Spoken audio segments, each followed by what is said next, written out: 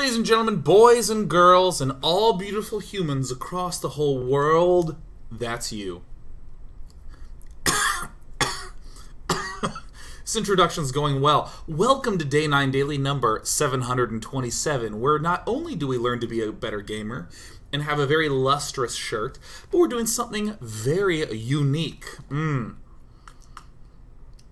We're spilling water on ourselves from an overly full mug at the start of the show, and we're also going to be doing an analysis not of a StarCraft 2 game, but of a Starbow game. Now, let me swat aside the fruit fly, cough, and just commend myself again on a job well done doing this introduction. This is just kick-ass. I mean, even the shirt's luster is appreciative of my fumbles in an elegant way. Let me tell you a little bit about what Starbow is. So Starbow is a mod that I would say is trying to find a midpoint between StarCraft 2 and Brood War, where the mod is infusing in some more feel of multiple battles across the course of the game, slower, longer battles that have a little more micro in them. StarCraft 2 tends to be a game that's much more about strategically, how did you set up your building ordering so that you would have this particular timing with the right amount of units? Or how did you set yourself up before the battle? Once you're in the battle in StarCraft 2, you're probably going to win it or lose it depending on the culmination of all your prior decisions. But, excuse me, in Brood War, you could set a trap, but unless your execution was amazing, it didn't matter and you would lose. And Starbow's trying to capture a little bit more of that Brood Wariness and still while keeping with StarCraft 2 stuff. So let me tell you something that Starbow isn't. Starbow is not a, I would call it like, actually I feel like anytime there's a new type of some genre of game, people are like, ah, that's dumbing it down. I heard for years people talk about how League of Legends was dumbed down compared to Dota 2, and then I played both, and they're both kind of insane in a lot of ways. It's just like so many items. This is not a dumbing down of an RTS at all. It's very much so in the vein of SC2 and Brood War. Very, very, very much so. So what we're going to be doing today is we're going to not be talking about the ultra specifics of strategy, because for one, I haven't played tons of Starbow, so obviously I don't know the innate amazing timings. And two, many of you may not play Starbow and not know many of the innate timings. Therefore, what we're going to be doing is we're going to be looking at this Zerg vs. Protoss, and we're going to be talking about it from more of a broad strategy level. And when I say broad, I don't mean we're just going to be shitty at the analysis. We're not going to be specific, we're going to be vague. I'm talking about the more higher level. How do expanding patterns work in relation to the army? When are times that these players should be steering their strategies one way or another? Because in this game, in Starbow, this game that I've watched several times, very Brood War-esque. So part of me has the delicious, warm, fuzzy feeling that I get when I watch an old Zerg vs. Protoss game, because I have so much experience in that matchup and getting fucking mad in that matchup because I had a really struggle time late game. And we'll talk about that through looking at this. So we're going to be doing a lot of just general talk about the strategy at the very high, very important level. And also we're going to talk about where I would look for timings and where I'd look for strategies and timing windows. So that way, again, we're going to use the same tools that we use in the daily, but we're going to apply it to a StarCraft-ish game. Because I think that that's a really important... There's a number of really important things in StarCraft 2. Excuse me. There's a lot of important things in strategy games, in RTS games, that I don't really get to talk about that much in StarCraft 2. Like expanding patterns. Those come up lightly, but, you know, if we look at the minimap right here, I'm going to ask you a question. Where should Zerg take a 6th base? Right? We go like 1, 2, I don't know, 3, 4, 5, or maybe 1, 2, 3, 4, 5. How does the 6th base... If you ask a StarCraft 2 player what his plan is for a 6th base, he's going to ask you what is a 6th base. And if you ask a 7th grader if he's been to 6th base, His eyes are going to get real big. His pupils are going to dilate. He's going to get excited. He's like, oh, I've only heard about 2nd base. You're going to be like, dude, yeah, there's 6th base. It's amazing. Listen, you trade genders. It doesn't matter. Look, we're going to come back to StarCraft 2. We're going to figure out how this works. We got Franz Scar, who's a notable Starbow player, in the bottom left, and Teddy Bear from Tactex. Not intimidating names, not super terrifying names. Like, if you hear something like Flash or Jaedong, you freak out, you shit yourself. But when it's Teddy Bear and Franz Scar, you're asking, like, is that Francis Scar? No, it's Franz Scar. It's very particular. Okay. So some things that I'm going to be noting. Oh, okay, here's something that I'm going to work real hard on. I'm going to work real hard on not talking too much about the Starbow design. It's a mod that is always in progress. There's tons of changes constantly happening. So if you like that fresh content feel, definitely check out Starbow. It's on the StarCraft 2 arcade. So I don't want to spend too much time talking about design, because that's what everyone wants to do when there's a mod that's changing. Like, I think it would be cool if queens could become invisible for 4 seconds, but only at an even number on the minute mark. Like, people always have ideas that are bad. They have bad ideas, and I don't want to contribute my bad ideas to this. So I'm not going to be talking too much about the design, only as it pertains to knowledge, to the strategy. I'm going to try. I'm going to try real hard to do that. That's going to be my goal.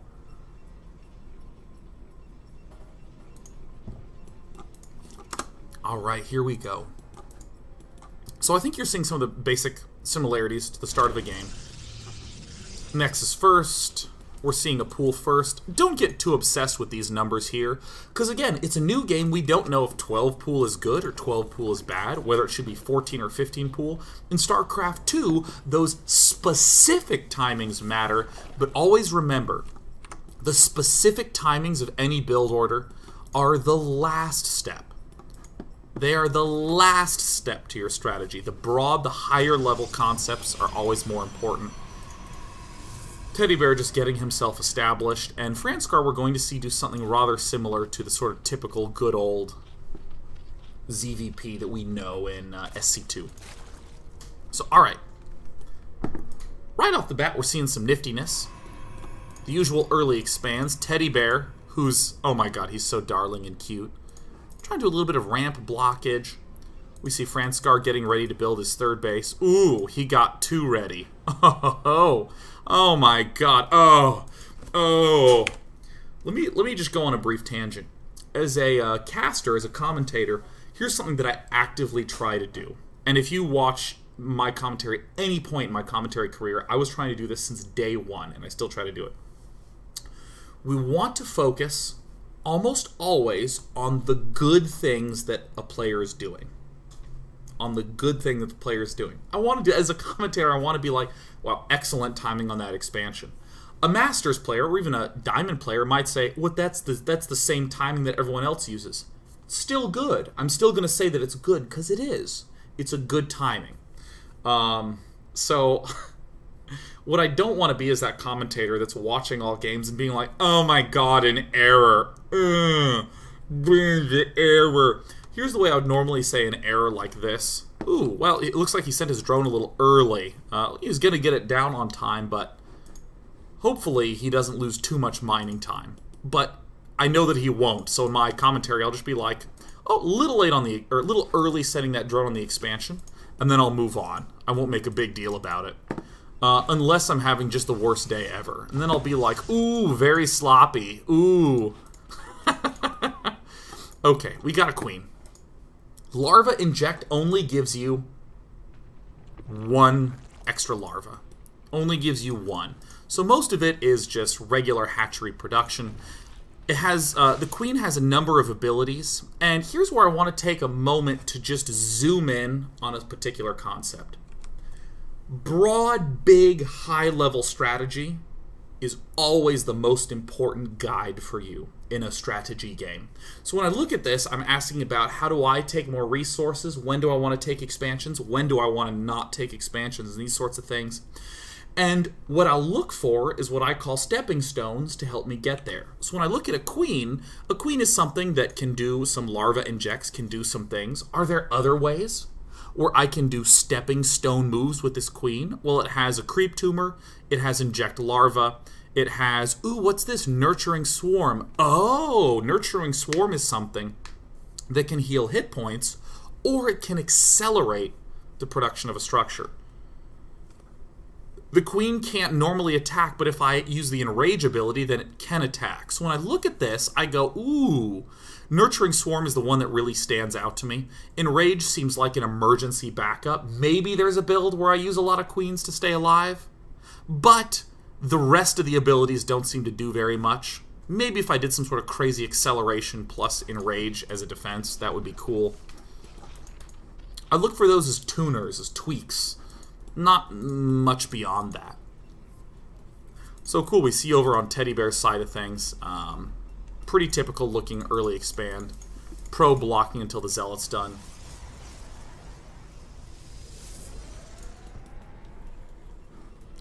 You know, here's another thing that I want to mention. I'm not going to focus too terribly much on gas timings. That's a little detail, man. Screw it. I don't care that much. What I want is the big, broad strategies. Who saw me play Age of Mythology and go motherfucking ape shit? You know what I'm saying? I went straight ape mode on that. I lost every game except the last one I played, and that was grueling for me, man. All I did was build walls and ask everyone, is everything okay? What's the... And the little timings are the last step. I was able to win a game of Age of Mythology by trying to learn just the big, broad strokes, and I always recommend that. Oh, that was so good. Natel says I didn't build a single frickin' wall. On the last one I did, baby. Okay, so what I've always wanted to think about, what I'm always stewing on, what I'm always trying to figure out as any player is how the hell do I get more bases up? And this is the classic tool that was popularized by Bisu, using Corsairs as a tool to push back while an expansion comes up. I'm almost always looking for fast units rather than strong units to take an expansion. I want fast units where I'm pushing him around, I'm making him retreat, and that way I can get an expand up. Now with my experience in Brood War, I can tell you that a Hydralisk Den before layer must justify itself with an attack. If you ever... Oh my god, dude, if you ever just build stuff for defense, I don't want to... This is such an overreaction to that. But I'm fine with that overreaction. Because if you ever just build something for defense, it either has to be an emergency or you want to lose. Those are the two things. I don't like just defenses. So for instance, looking at this Hydralisk Den, it's easy to zoom in and say, oh, well, you know, he might get air units, or I think there's an attack coming, let me get some Hydralisks. Only if there's an emergency, or if you're going to do an attack. Ooh, now we're starting to talk. Now we're talking. Anything that you build for defense, you want to immediately offend against, and again, the only exceptions are when it's an emergency. As a result, if you watch me play Plants vs. Zombies, so many sunflowers. We're talking 3 rows of sunflowers. I'm the Sun King, baby. Especially in an economy-driven game like StarCraft, or here Starbow, you can spend money to increase the rate of your money. So if you're just building something purely to stay at the same game state, you are effectively doing nothing but delaying. I think Magic players will relate to just life gain cards. You don't ever want to just life gain for no reason. Again, unless there's an extreme emergency, So I love what we're seeing out of Teddy Bear. He's going to be going straight for Zealot legs. Corsair moving out. Now, I haven't been focusing too much on mini mechanics. You can get this, see this little, well, this penis that's sticking off the top of the Nexus. This thing, this hat that it's wearing, if you're a TF2 player, the hat, It gives Chrono Boost as an ability to the Nexus. It also gives Recall, which says teleports up to 5 ground units to the Nexus. Oh, cool. Research Safeguard energizes a pylon, allowing it to recharge the shields of friendly units. Safeguard, I'm viewing the exact same way that I'd be viewing this in Rage. It's just an emergency. It's a big ol' emergency call. The thing that's really striking me is Rift. Because what I just get done saying, if I want to take an expansion, I don't want to build strong units to take it. I want to apply pressure to an opponent. I want to hurt him while I take my base. As this Zerg player, Franskar, I don't want to just build Hydras for defense. I want to get this muscular augment move, be fast, to deal damage while I get more expansions. Oh, there's that beautiful Corsair sound effect. That's what I'm talking about. Oh, yeah. Oh, yeah.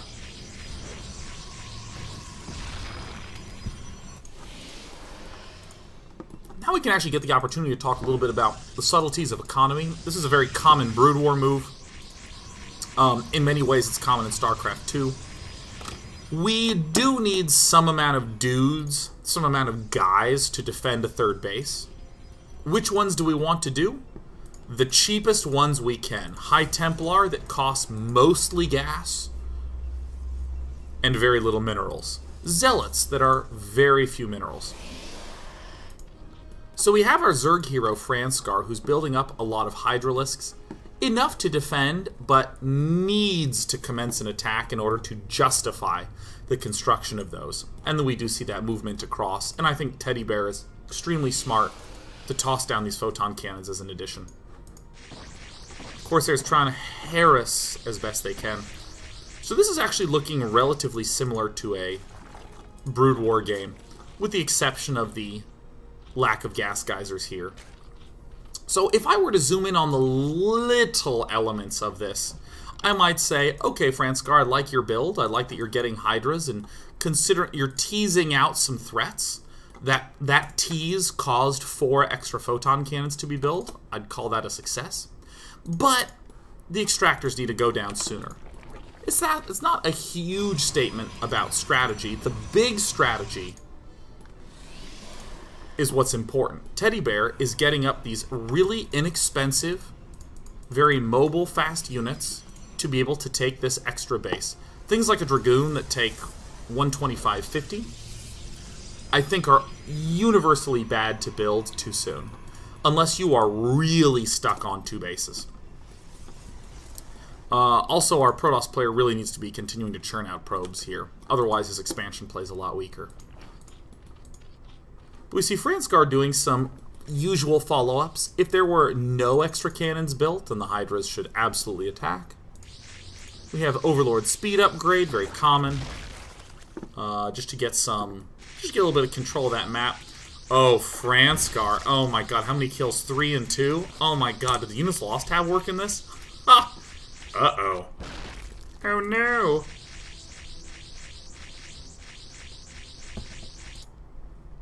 Here's a moment where I want to pause and spend time. What's the week? Is it the first week of September? It's Bisu Appreciation Week. I just remembered that now because I made it up on the spot. Bisu is known for doing the most revolutionary strategy in the history of Protoss. He was actually called the Revolutionist as a result of it, because what he did is revolutionary. Do you get it? You should get it by now. You should understand the reference. And what he did was he took the Corsair, a relatively benign unit, just did air-to-air damage, can't even attack ground. And he built so many of them that he would kill off enemy overlords and then use Dark Templar to harass.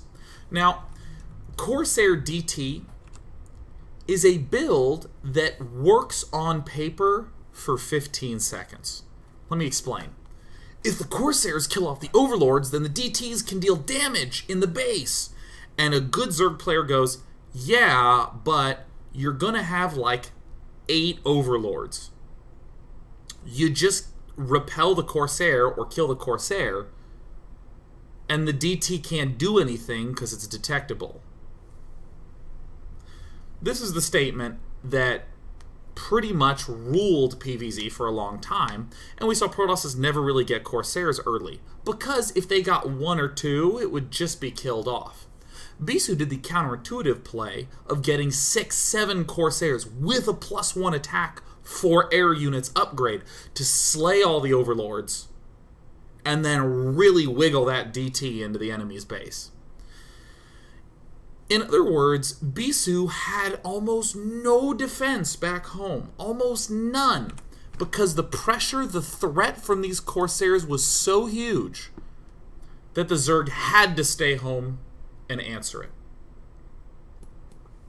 At this point, though, we can see why 2 Corsairs and then immediately transitioning away can be dangerous. Not bad, but dangerous. This is the juncture point that would make me scared as a Zerg player. These Corsairs have done a lot of damage, killed 7 overlords, but it's not about the damage that they have done.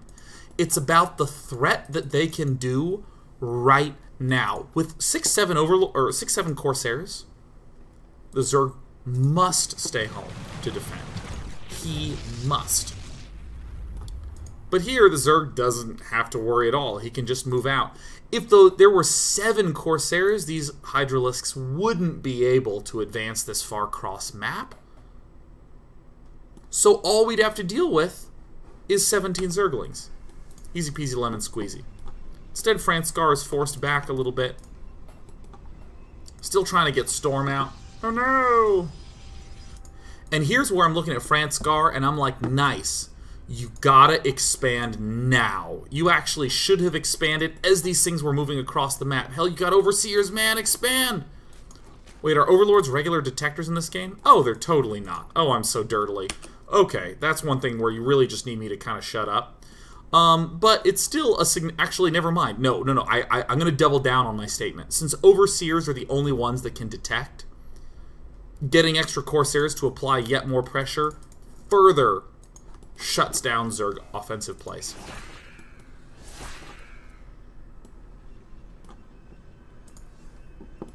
By the same token, when I look at 4 DTs being made, I'm asking, what's the purpose of that? What I'm always looking to do in any strategy game, especially a spot like right now, is what can I cut out of this build to do everything faster? If I cut out 2 DTs, could I get a second forge and upgrade? If I cut out 2 DTs, could I have gotten this robo facility faster? Right now, it looks like it's going to finish after 13 minutes. Could I get that puppy finished at 11.5 minutes? In the meantime, Franskar's doing a perfectly fine play. Getting extra Hydras. Aspire is a good safeguard unit to get Scourge up to be able to pick off Warp Prisms. But this drone, I'm looking at this drone and I'm like, expand, expand, expand, expand, expand, expand. This is where I want to stop and talk about the big structure of this game as defined by one unit in this entire game. Oops, that's a Devourer. Here he is, the Defiler. Defilers are in this game. Lurkers are in this game. These are 2 of the best defensive units in the game. Here was one of the big reasons why I hated Zerg vs. Protoss late game. And I don't mean hate as in the, this isn't fun, I want to be somewhere else. I mean as in I would be very stressed and everything in my Zerg vs. Protoss would be focused on how do I play at the 25-minute mark? How do I play at the 30-minute mark? So here is the late game statement. It's going to be really hard to take expansions, and Protoss is going to be expanding a lot. Protoss is going to have a huge, scary army that I just can't engage directly. I can't kill his army by swarming it from all sides. What's my play? And the play that always seemed to be the one that would come up again and again is that Zerg could rely on Lurkers and Defilers for the big defense and focus on counterattacking expansions as the core offense. There was very little direct, big, straight-up aggression. So, in the late game, here's the play. Lots of expanding, defending, inviting attacks with Lurker Defiler, and doing those counters. What's the only way you can do that? lots of bases. So in fact, a Zerg player in the mid-game, with Lurkers and Defilers in the game, is looking to gobble up as much of this mini-map as humanly possible. To have maybe a base up here and a base here, and use these tight chokes that are at these entrances to zone units. And with that in place, slowly whittle down a Protoss player that will have a more efficient army, will have a better army. So when we return from this break, we're going to begin to look at Franzgar's moves right now and how they're going to impact the much later game. Because it's so important that Zerg has a lot of bases and can focus on defending and counterattacking. Cool. Be back in a sec.